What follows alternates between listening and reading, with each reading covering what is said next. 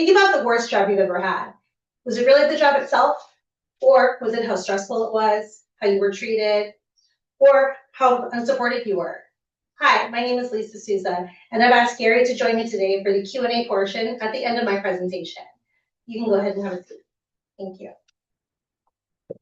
Through both my personal work experience and my interest in human resources, I've seen how workplace environments can directly impact how employees feel and whether or not they stay. This is important because pretty much everyone in this room will either work for an organization or manage people at some point. And the way employees are treated doesn't just affect individuals, it affects entire workplaces. Today, I'm going to talk about how employee retention is a major problem. And then I'll explain how meaningful workplace incentives can improve employee satisfaction and reduce turnover. So first, let's talk about the problem. One of the biggest issues organizations face today is employee turnover. And a lot of the time, it's not just about the pay. It's about how people are treated. Many workers feel unsupported, unrecognized, and overwhelmed. And that's essentially why they leave. In fact, according to Gallup in 2023, only about 1 in 4 employees is actually engaged at work. That means the majority of people are either disengaged or unhappy within their roles. Research from the Society of Human Resource Management also shows that employees leave because they don't feel appreciated, they don't see opportunities for growth, or they struggle with poor management. And this isn't just a small issue.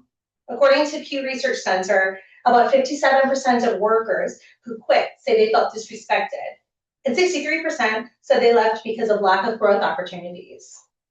On top of that, the U.S. Labor Bureau of Statistics reports that millions of workers leave their jobs every single month.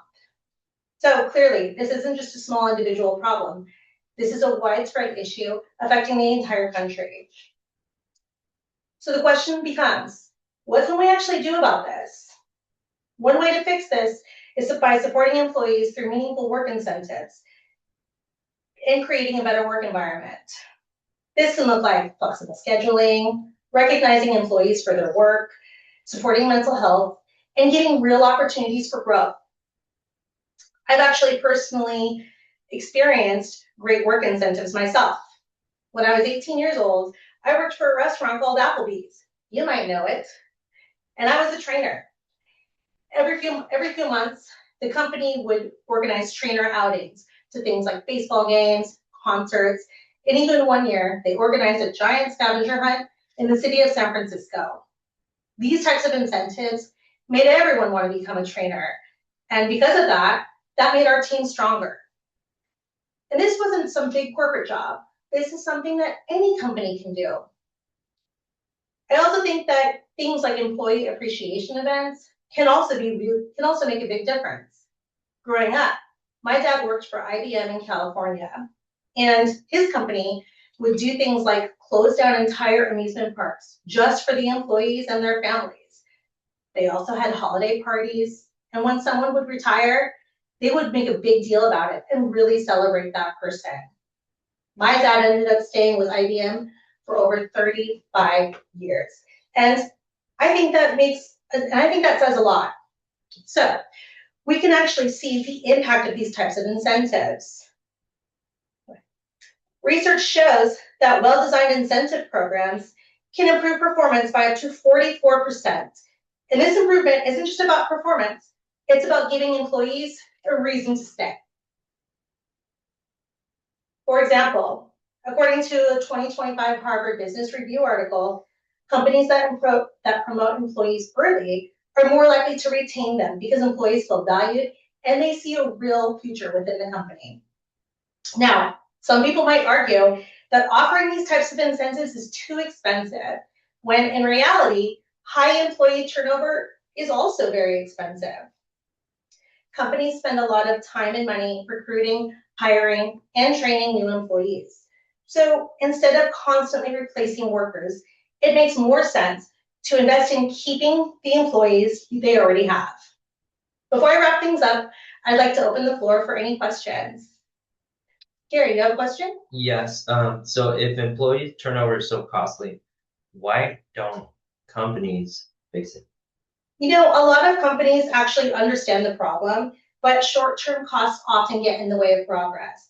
Investing in employees takes time and money up front, so some organizations focus on immediate savings instead of long-term retention.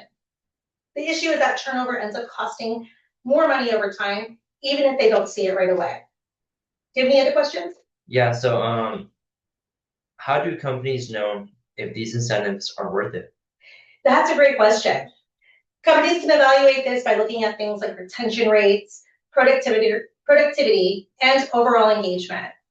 When fewer employees are leaving and productivity is improving, it shows that investing in employees is making a real impact and often saving money over time. Thank you for that. So moving forward, this is something that we can all actually pay more attention to, how companies treat their employees, and whether they're creating an environment where people feel supported and want to stay.